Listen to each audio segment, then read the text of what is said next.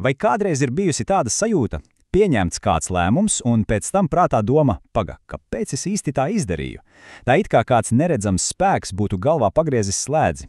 Nu lūk, šodien mēs ienirsim tieši šajā tēmā. Mēģināsim saprast tos dziļi iesakņojušos psiholoģiskos mehānismus, kas izrādās vada mūsu izvēles. Un, lai sāktu, uzreiz viena mīkla. Kā tas var būt, ka juvelīra veikals izpārdod visu preču partiju, bet tikai pēc tam, kad cenas te nejauši tiek dubultotas? Jā, tieši tā, dubultotas. Prece, ko neviens nepirka, pēkšņi kļūst par absolūtu hitu. Kā tas vispār ir iespējams? Labi, un vēl viens piemērs. Kāpēc, teiksim, neliela, negaidīta dāvana no svešinieka?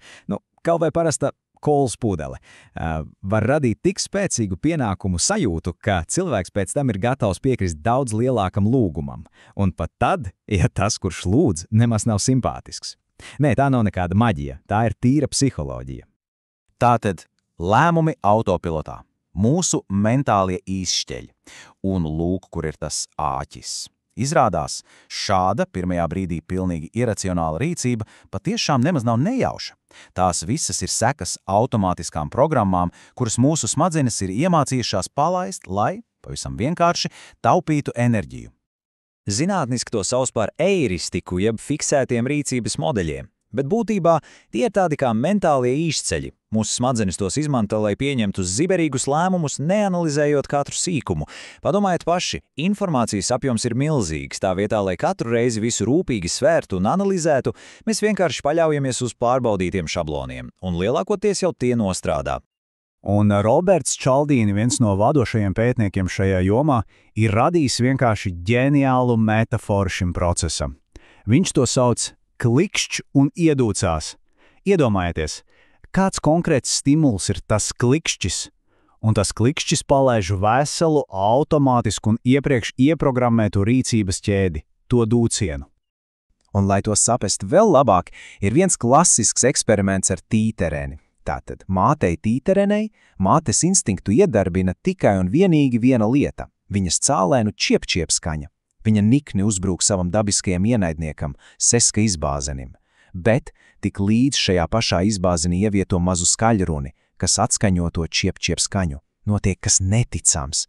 Viņa momentā pieņem sesku kā savu mazuli un sāk par to rūpēties. Viss pārējais tiek ignorēts. Redziet, tā skaņa bija tās klikšķis, kas palaida visu mātes uzvedības programmu. Pilnīgi automātiski. Labi, klikšķ un iedūcās reakcija darbībā. Tagad parunāsim par cenas birkas stimulu, jo, lai arī mēs, protams, esam daudz sarežģītāki par tīteriem, šis pats pamatprincips darbojas arī mūsu pasaulē. Un ticiet man, viens no spēcīgākiem klikšķiem mums ir cena. Jā, tā saucamā dārgs ir labs eiristika. Padomājiet par to, cik bieži, esot nenoteiktībā par kādu produktu, cena kļūst par galveno kvalitātes rādītāju. Ja neesam eksperti, piemēram, vīnos vai elektronikā, augsta cena kļūst par vienkāršu un ātru signālu. Hei, šis droši vien ir labs. Nav laika vai zināšanu iedziļināties, tāpēc mēs paļaujamies uz šo mentālo izceļu.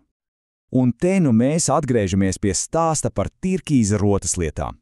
Tātad veikala īpašniece izmisumā, ka nevar neko pārdot, atstāja zīmīti pārdevējai. Visu pārdot par puscenu.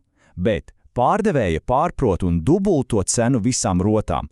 Un kas notiek? Visa kolekcija tiek izķerta vienā mirklī. Kāpēc? Jo pircēji, kas neko daudz nesaprata no tirkīzes, paļāvās uz vienīgo signālu, ko viņi saprata. Pēkšņi augstā cena bija tas klikšķis, kas viņu galvās iedarbināja programmu dārgs noteikti nozīmē labs. Labi, ķeramies klāt pie pašiem ietekmes ieročiem, jeb Čaldīni universāliem principiem. Izrādās, šādu klikšķu ir vairāki, un Čaldīni tos ir ļoti veiksmīgi sistematizējis. Un pats fascinējošākais ir tas, ka šie mehānismi ir universāli. Tie darbojas dažādās kultūrās un visdažādākajās situācijās. Apskatīsim pašus svarīgākos. Tātad lūk, galvenie principi, par kuriem parunāsim. Pirmkārt, savstarpējība, tas dziļais pienākums atdarīt. Tad ir saistības, mūsu vajadzība rīkoties konsekventi. Sociālais pierādījums, tas ir tas, kad mēs nezinām, ko darīt, tāpēc vienkārši sekojam pūlim. Un, protams, vēl ir simpātijas, autoritāte, deficīts un vienotība. Var teikt, ka katrs no šiem principiem ir kā īpaša atslēga, kas var atslēgt kādu konkrētu mūsu uzvedības programmu. Un sāksim ar, manuprāt, vienu no pašiem jaudīgākajiem – savstarpība. Tā ir tā dziļi iesakņojusies tieksme atmaksāt parādus, atbildēt uz dāvanām un pakalpojumiem. Patiesībā tas ir viens no visas mūsu sociālās uzvedības pamatakmeņiem. Mēs vienkārši jūtamies spiesti atdarīt. Šis pienākums ir tik spēcīgs, ka uz tā balstās visas sabiedrības sadarbība un stabilitāte. Un ir viens vēsturisks piemērs, kas to parāda vienkārši elpu aizraujoši. Iedomājieties, ir 1985. gads. Etiopija cieš no briesmīga bada, plosās pilsoņu karš. Un tomēr viņi nosūta $5000 palīdzībā zemestrīcē cietušajai Meksikai. Kāpēc? Jo tieši 50 gadus iepriekš, 1935. gadā, Meksika bija atbalstījusi Etiopiju tās grūtajā laikā. Pienākuma sajūta izrādījās spēcīgāka par 50 gadiem un pat par savu pašu izmisīgo situāciju. Tas ir neticami spēcīgi. Bet šīs princips, protams, darbojas arī daudz mazākos mērogos, ikdienā. Piemēram, slavenajā kolas eksperimentā. Pētījuma dalībnieki, kuri no asistenta saņēma negaidītu dāvanu, parastu kolas pudeli, vēlāk no šī paša asistenta nopirka 2 reizes vairāk loterijas biļešu. Bet pats trakākais ir tas, ka pienākuma sajūta bija stiprāka par simpātijām. Pat tad, ja asistents cilvēkiem nemaz nepatika, viņi tik un tā jutās spiesti atdarīt. Starp citu, tieši tāpēc bezmaksas paraudziņi veikalos ir tik fenomenāli efektīvi. Labi, nākamais lielais princips – autoritāte. Un te viss ir diezgan loģiski. Jau no bērnības mūs māca cienīt un klausīt autoritātēm – vecākiem, skolotājiem, ārstiem. Un tas ir labi. Tā ir nepieciešama lieta, lai sabiedrība vispār funkcionētu. Bet tieši šī iedzimtā cieņa padara mūs arī ļoti neaizsargātus pret aklu, automātisku pakļaušamos. Un te, protams, jāpiemina slavenais, pat bēdīgi slavenais Stanleya Milgrama eksperiments. Rezultāti bija, maigi sakot, šokējoši. Veseli 65% parastu cilvēku bija gatavi otram cilvēkam iedot viņuprāt nāvējošo elektrošoku. Un kāpēc? Tikai tāpēc, ka cilvēks baltā laboratorijas halātā teica, lūdzu turpiniet. Visa atbildība viņu prātos tika vienkārši pārnesta uz šo autoritātes figūru. Un te ir tas interesantākais. Bieži vien pat nav vajadzīga īsta autoritāte. Pilnīgi pietiek ar tās simboliem. Piemēram, tituli. Izrādās, cilvēkus ar tituliem, kā doktors vai profesors, mēs automātiski uztveram kā fiziski garākus. Tālāk apģērbs. Cilvēki uniformās var palūgt izdarīt visdīvainākās lietas, un citi paklausīs daudz biežāk. Un, protams, dažādi atribūti, kā luksus auto, tie momentā signalizē statusu un var radīt pilnīgi nepelnītu uzticību. Labi. Trešais lielais spēks – sociālais pierādījums. Te viss ir vienkārši. Mēs esam sociāls būtnes, un ja mēs nonākam situācijā, kur neesam pārliecināti, kā rīkoties, ko mēs darām, mēs skatāmies uz citiem. Ja visi citi tā dara, tad droši vien tā ir pareizi, vai ne? Tā ir tā sauktā pūļa gudrība, kas nevienmēr ir tik gudra. Un popularitātes spēks ir milzīgs. Restorāns atzīmē ēdienkartē kādu ēdienu kā populārāko, un tā pārdošanas apjoma uzreiz pieaug par 13 līdz 20%. Bet šis princips darbojas arī daudz dziļākā līmenī. Piemēram, kad kāda pastārdienas kulta pareģojums nepiepildās.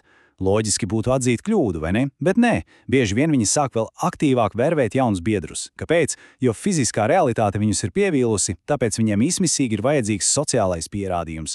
Jo vairāk cilvēku ticēs viņu idejai, jo patiesāk tā šķitīs viņiem pašiem. Labi, principa apvienošana.